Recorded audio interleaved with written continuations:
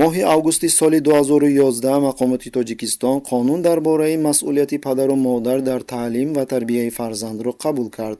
дар тӯли тақрибан 10 соли мавҷудияти ин қонун мунтазам ислоҳотҳо ворид карда мешуд. тибқи ин қонун волидон метавонанд барои беназорат гузоштани фарзанди худ, барои ба масҷид рафтани фарзандони ноболиғашон ва ё ҳатто барои бо телефон ё планшет ба мактаб фиристодани фарзандонашон ҷарима карда мешаванд.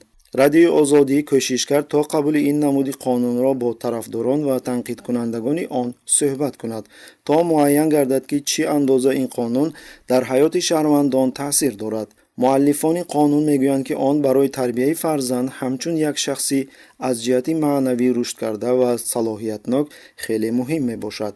масалан, раиси кумитаи маҷлиси намояндагон оид ба илм, маориф, фарҳанг ва сиёсати ҷавонон Насиба Содиқӣ ба радиои Озодӣ гуфт ки волидон аз тарси ҷаримаҳои калон ва ҷавобгарии ҷиноятӣ кӯшиш мекунанд ки талаботи қонунро ба қадри имкон самаранок риоя намоянд. таҷриба нишон медиҳад ки худи сокинон ин қонунро дастгирӣ мекунанд ва ҳоло дар натиҷаи татбиқи ин қонун масъулияти тарбияи фарзандон на танҳо бар дӯши мактаб ва муаллимон, балки бар дӯши волидон низ бор карда мешавад, гуфт мансабдор. устоди ҳуқуқшинос Шокирҷон Ҳакимов бар он назар аст ки қонуни мазкур наметавонад тамоми масъалаҳои марбут ба тарбия ва рушди насли наврасро ба таври муфассал танзим кунад. бидуни ин волидон вазифаҳо ва ӯҳдадориҳои худро дар тарбияи фарзанд хуб медонанд. ин ба суннатҳои чандин асраи мо бармегардад. аммо мумкин аст ки дар баъзе ҳолатҳо рафтори на он қадар хуби кӯдакон ба омилҳои иҷтимоӣ, иқтисодӣ ва фарҳангӣ вобаста бошад. пас барои чунин ҳолатҳо кодекси ҷиноятӣ ё кодекси ҳуқуқвайронкунии маъмурӣ мавҷуданд. аммо мо гаштаю баргашта қонунҳоро қабул мекунем ки воқеан бесамар мебошанд, қайд мекунад устод. барои вайрон кардани қонун дар бораи масъулияти падару модар дар таълим ва тарбияи фарзанд барои волидон ба маблағи 120 сомонӣ ҷарима пешбинӣ шудааст.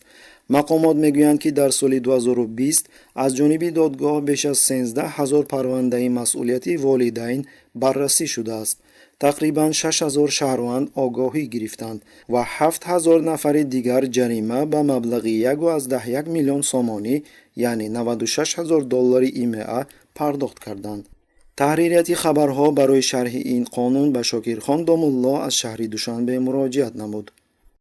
дар маҷмӯъ барои ҳеҷ як сокини Тоҷикистон пӯшида нест ки ҳадафи қабули қонун дар бораи масъулияти падару модар дар таълиму тарбияи фарзанд гирифтани пеши роҳи бедории исломӣ мебошад. бо сабаби он ки қонун дар аввал саросима қабул карда шуд, бинобар ин ба он мунтазам ислоҳотҳо ворид карда шуд. пеш аз ҳама ин қонун ба тарбияи насли наврас дар рӯҳияи ватанпарварӣ ва миллатгароӣ равона шуда буд.